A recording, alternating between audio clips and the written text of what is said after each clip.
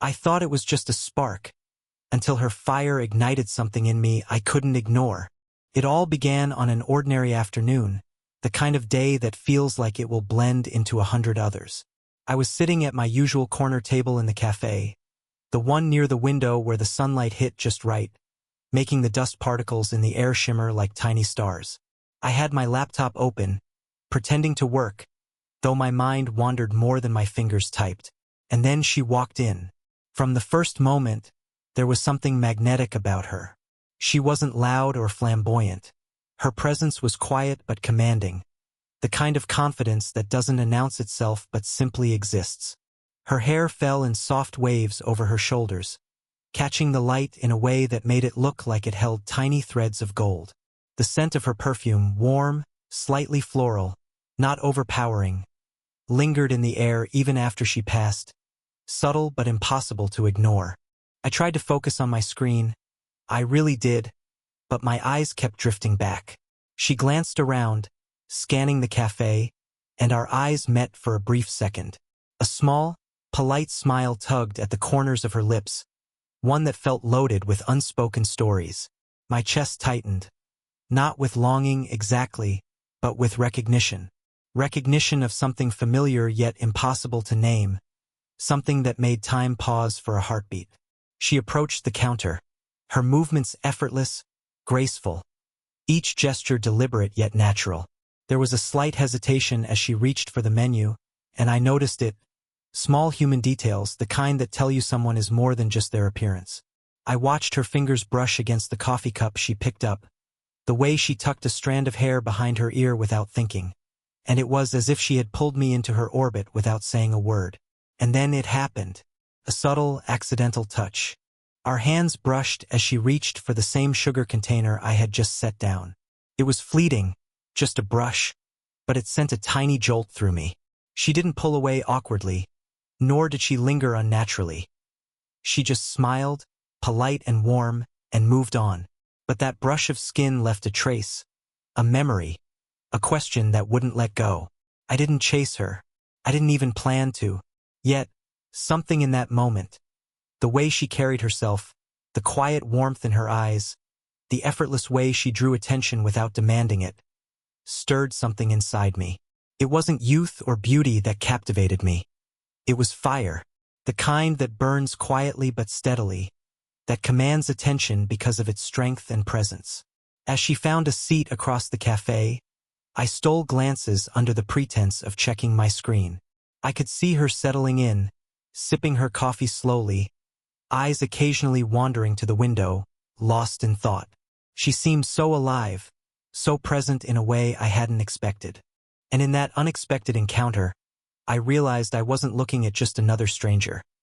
I was witnessing the start of something I couldn't yet name, something that would pull me in quietly, irresistibly, over the days and weeks to come.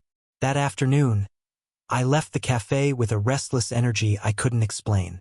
The spark had been struck, subtle and unassuming, but it had ignited something far more dangerous and beautiful than I could have imagined. It was the kind of spark that lingers, the kind that quietly whispers, "This is just the beginning." The second encounter wasn't planned. It never is with moments that matter the most. They sneak up quietly, almost casually, but leave impressions that linger far longer than expected. I saw her again a few days later, at the corner bookstore I sometimes wandered into when work felt heavy. She was there, standing in the soft glow of the afternoon sunlight streaming through the tall windows, flipping through a worn copy of a novel I'd once loved. She looked up as I approached the same aisle, and that same spark flared again, the one that had refused to die after our first accidental meeting. There was a brief pause, a tiny acknowledgement, a smile that was warmer this time, as if she recognized me but wasn't quite ready to speak yet. Our greetings were subtle, polite, the kind of hello that carries 1,000 unspoken questions. We lingered near the same section of books, browsing silently. I noticed her hand hover over a title, fingers brushing lightly against the spine before pulling it gently from the shelf. The delicate movement, so unconscious, made me aware of every small gesture. The slight tilt of her head, the quiet hum she made as she flipped a page. I caught myself leaning just slightly closer than necessary, drawn to her in ways I couldn't fully explain. She finally spoke, her voice calm but tinged with warmth. "That's a good one. I read it years ago. Still sticks with me." I smiled, finding my voice despite the sudden rush of awareness. "Really?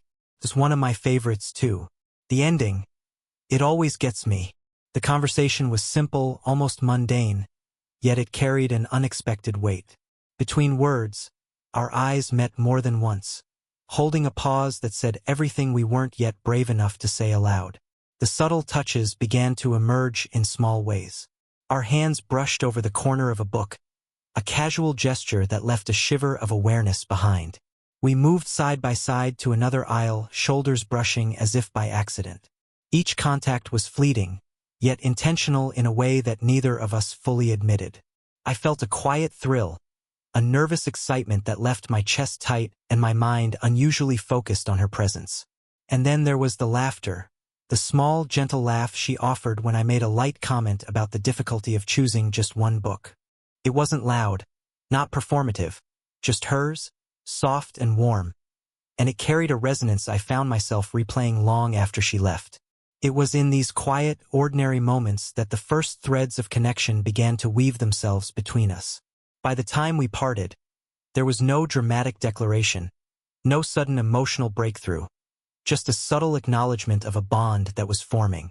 Her eyes lingered on mine for a heartbeat longer than necessary, her smile carrying both recognition and restraint. And I walked away, carrying the memory of those small moments, aware that what began as a spark in the cafe had grown quietly into something far more compelling. It was in these fleeting, delicate exchanges that I realized this connection wasn't about grand gestures or dramatic encounters. It was about presence, attention, and the quiet thrill of noticing someone fully, the way she noticed the world, and the way I noticed her. And somewhere in those small moments, I knew that this slow, deliberate pull toward her was only beginning to unfold. Our third meeting wasn't about sparks or subtle touches. It was about noticing the person beneath the surface, the quiet truths that shape who we are. It happened on an unusually cool evening, the kind where the air carries both the scent of rain and the faint warmth of lingering sunlight. I found myself walking along the city park path, hands buried in my jacket pockets, when I saw her sitting alone on a bench. She looked up as I approached, and that familiar, almost imperceptible smile greeted me. This time, we didn't begin with casual small talk. She invited me to sit beside her, a gesture so simple yet filled with unspoken permission. Side by side, we watched the world blur past. Children running through puddles, joggers passing with rhythmic footsteps, the golden light hitting the tips of the trees. There was a comforting silence between us, not empty but rich with possibility. And then, slowly, the conversation deepened.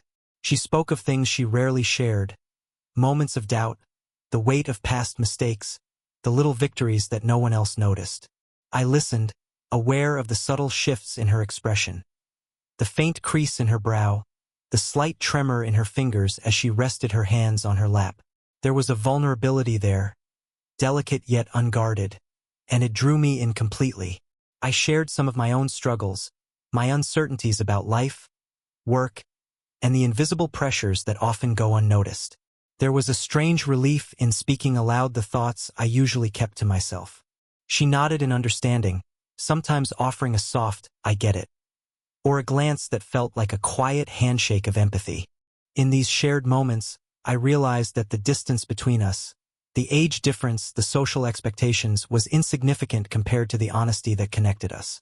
The physical closeness grew organically, small gestures that felt both natural and electric. Her hand brushed mine when she reached for her coffee cup, and neither of us pulled away. When a breeze picked up, I instinctively draped my jacket lightly over her shoulders. She hesitated, then leaned slightly into the warmth, a subtle acknowledgement of trust. Every movement, every glance, every pause between words carried a weight we were only beginning to understand. It was during a lull in our conversation that I noticed her eyes, the depth in them, the quiet fire, the hints of laughter and pain intertwined. In that moment, it wasn't youth or appearance that held me captive.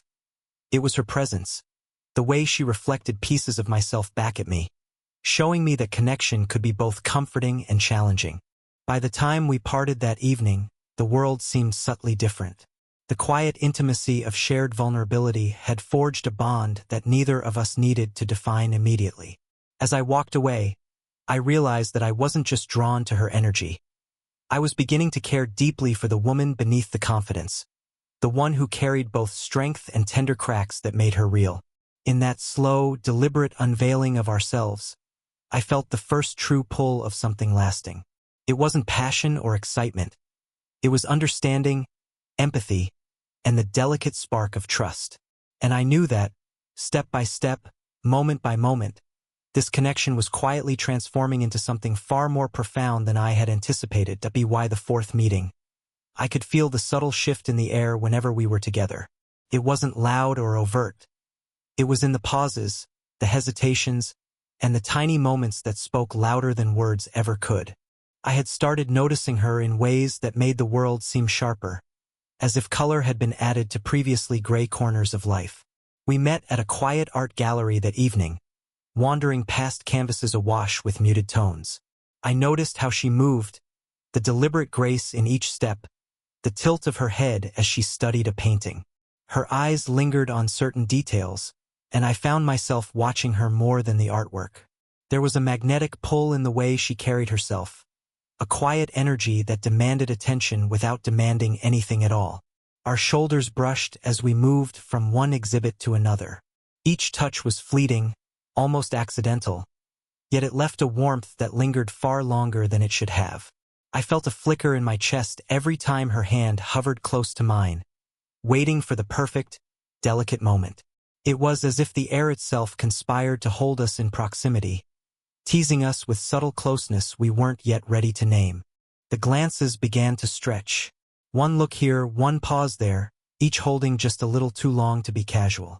I caught her studying me once, her eyes narrowing slightly, as if she were trying to decipher something about who I was, or perhaps about the feelings I had yet to voice. My gaze lingered back, and in that shared silence, the tension was almost tangible. Every glance, every subtle movement became a conversation of its own, spoken in the language of hesitation and unspoken desire. I began noticing the details I hadn't before. The slight quirk of her smile when a painting amused her, the way she unconsciously tucked her hair behind her ear, the gentle arch of her brow when she concentrated. It was impossible not to notice. My mind replayed every gesture, every small laugh, as if trying to memorize her in fragments of light and shadow. And yet, there was restraint. Neither of us crossed the invisible line of comfort, holding back for reasons we couldn't or wouldn't admit. The age gap, the potential judgment, the fear of misreading the moment. All of it kept us careful, cautious, yet desperately aware of the tension between us. Every lingering glance became heavier, charged with meaning we could only feel, not speak aloud. By the end of the evening, as we walked outside into the cool night air, our hands brushed one last time. Neither of us pulled away, letting the touch linger just a moment longer, a silent acknowledgement of what had been quietly building between us.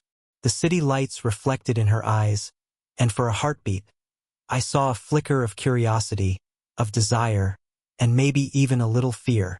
That night, walking home, I realized it wasn't just attraction anymore. It was something deeper, an undeniable pull that made me aware of every subtle touch, every fleeting glance. I wasn't chasing her youth. I wasn't chasing her beauty. I was caught in the fire she carried, a fire I couldn't put out even if I wanted to. And I knew, with a mix of thrill and apprehension, that I was teetering on the edge of something irreversible. The fifth meeting was different. The world felt heavier, quieter, as though it had conspired to give us a space where nothing else mattered. We had decided to meet at a small, cozy rooftop cafe, the kind that overlooks the city in soft, golden light as the sun begins its slow descent. The evening air was cool, carrying the faint scent of blooming flowers and freshly brewed coffee, and I felt every nerve in my body alert, as if anticipating something I couldn't name. She arrived with that familiar confidence, but I noticed a subtle shift, something softer in her gaze, a hint of expectation or perhaps vulnerability I hadn't seen before. As she approached, our eyes met, and I felt the slow, steady thrum of my heartbeat echo in my ears. The familiar warmth of her presence was both comforting and unsettling, a paradox that left me strangely breathless. We sat across from each other, our knees brushing lightly under the small table. The conversation started casually, almost carefully. Talk of work, life, the minor dramas of daily living. But the undercurrent was there, unspoken yet undeniable. Every glance, every slight shift in posture carried weight. Her fingers toyed with the rim of her cup, and I found myself noticing every subtle movement. The way her hands flexed, the slight tension in her shoulders, the tiny smile that flickered across her lips when our eyes met. Then, without warning, the conversation shifted. Something she said, about taking chances, about not waiting for life to hand you clarity, hit a chord in me. I felt it, the sudden surge of emotion, raw and unfiltered. Words I had been holding back, words I hadn't yet dared to speak, pressed against my lips.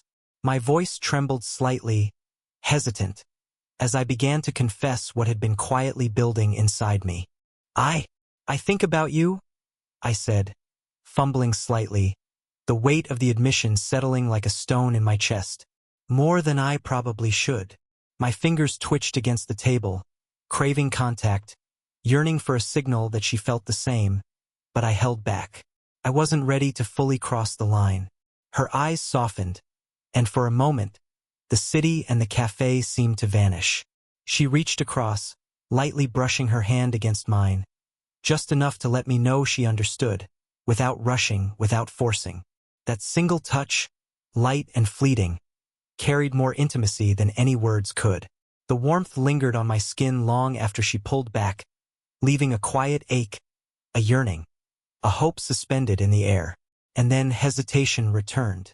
The gap between us, years, experiences, expectations, loomed larger than ever in my mind. I wanted to reach out, to bridge it, but I feared misstep, rejection, the fragile balance we had maintained. She mirrored my pause, her expression thoughtful, unreadable, yet gentle. In that charged silence, our emotions spoke more than conversation ever could. By the time the evening ended, nothing was resolved in words, yet everything was shifting beneath the surface.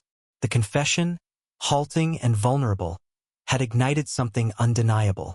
I walked away with my chest heavy and my heart racing, aware that the spark we had been nurturing quietly had finally grown into a fire, one that both thrilled and terrified me, and one I knew would demand courage in the days to come. The days after our rooftop encounter were strange in their stillness. I couldn't shake the memory of her hand brushing mine, the warmth lingering like an unspoken promise. Every thought of her brought a subtle ache, a pull that was equal parts thrilling and frightening. But when we finally met again, the tension had shifted, not vanished, but tempered by understanding, by the quiet acknowledgement of feelings that didn't need to be rushed. It happened at a small, sunlit courtyard behind a local cafe, a place tucked away from the city's clamor. She was already there when I arrived, sitting at a wrought iron table, a book open but clearly unattended. Her eyes lifted as I approached, a soft smile welcoming me without a word. That smile alone carried a lifetime of subtle reassurance, as if to say, I understand. We don't have to rush. We sat side by side, closer than before, our shoulders brushing lightly. The proximity felt natural, almost necessary. Conversation flowed gently, effortless and unforced. She shared stories of recent travels, small triumphs at work, and the quiet moments that made life meaningful. I listened, not just to her words but to the spaces between them, the hesitations, the laughter, the sighs. Every detail told me more about her than I could have imagined, and every glance, every fleeting brush of her hand against mine reinforced a growing connection that neither of us needed to define yet. At one point, she reached for my coffee cup, our fingers brushing lightly. Neither of us pulled away. Instead, we let the touch linger, subtle and intentional, a quiet acknowledgement of the bond forming between us. I noticed the warmth of her hand against mine, the softness of her skin, the slight tension in her fingers as if she were testing the waters, just as I was.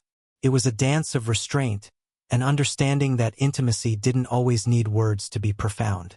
Later, she leaned slightly toward me, tucking her hair behind her ear, her head tilting with that familiar grace that had first drawn me in. I caught myself staring, not out of desire alone but from a deep admiration for the strength and fire she carried so effortlessly.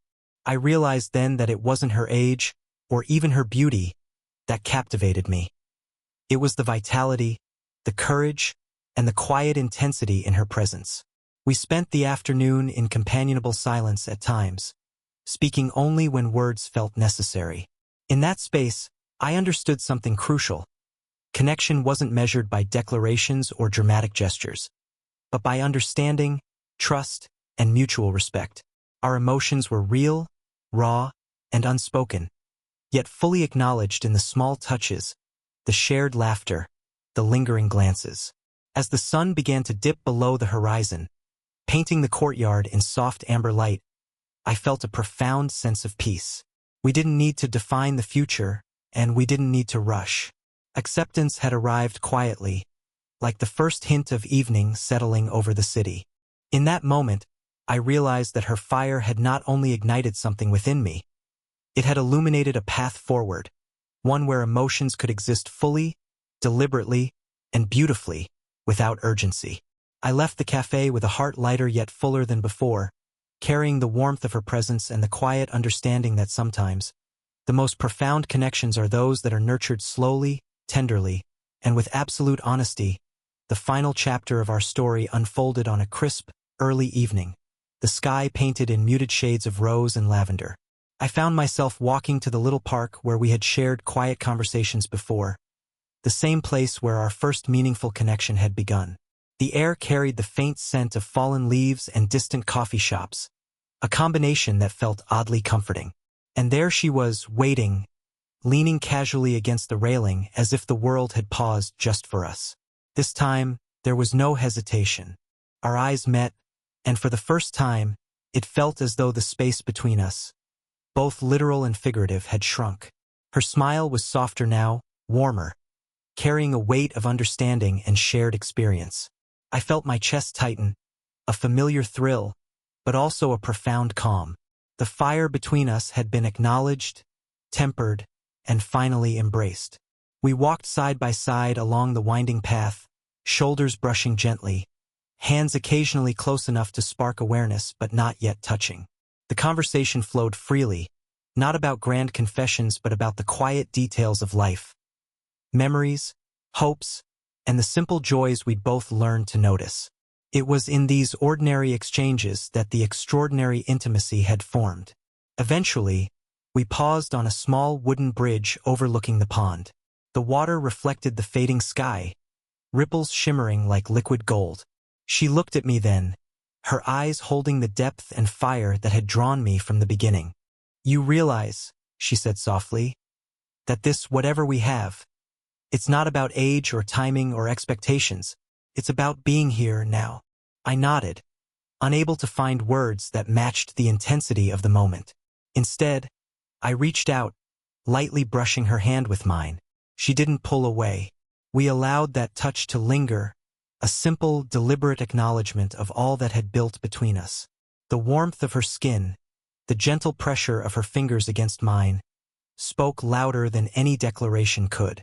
For a moment, we simply stood there, letting the silence envelop us.